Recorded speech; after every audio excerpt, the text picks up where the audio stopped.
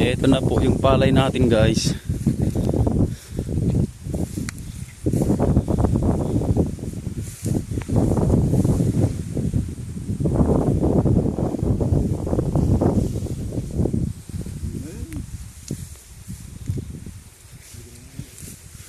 Dahil paparating yung bagyo guys, hindi pa siya hinog talaga.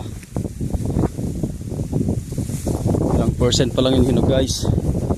Yung pwedeng mani, pero pwede na. Ayan, ito lahat. Hanggang dun.